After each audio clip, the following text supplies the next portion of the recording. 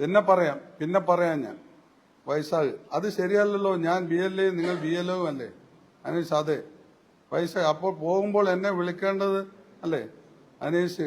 അവര് എന്തെല്ലോ പറയുന്നുണ്ട്. പിന്നെ പറയാം, പ്രശ്നമാണ്. ഇതിന്റെ കൂടെ കുറച്ച് കാര്യങ്ങളുണ്ട്. പുള്ളി പ്രിന്റ് ഇത് എടുക്കുന്ന അതിന് മുമ്പേ ആദ്യം പറഞ്ഞിരിക്കുന്ന സാധനങ്ങളെല്ലാം വർത്താനം പറഞ്ഞൊക്കെ കുറച്ചുകൂടി ഭീഷണി സ്വരത്തിലുള്ള സംഭവങ്ങളാണ് അവര് ഭീഷണിപ്പെടുത്തി. ഈ റഫീഖ് വളരെ ശക്തമായ ഭീഷണിയാണ് പെടുത്തിയിട്ടുള്ളത്. നിരന്തരമായ ശല്യമാണ്. കുറെ വോയിസുകൾ ഉണ്ട് അതിനകത്തുണ്ട്. ഇത് ശരിക്കും ഒരു എന്താ പറയുക, അവരൊരു വല്ലാത്ത ഒരു ധർമ്മസങ്കടത്തിൽ ആ BLOനെ പെടുത്തിയിട്ടുണ്ട്. ഇവിടെ എനിക്ക് പറയാനുള്ളത്, ഇത് മാനസിക സംഘർഷം ആരുണ്ടാക്കി എന്നുള്ളതാണ്. എന്തിനാണ് ഇങ്ങനെ പറയേണ്ട കാര്യം?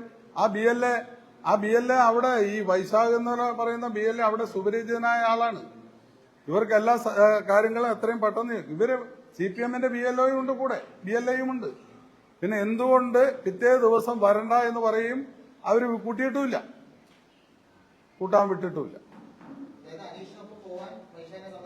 ഇല്ല ഈ 2 ദിവസം പിന്നെ വിട്ടിട്ടില്ല.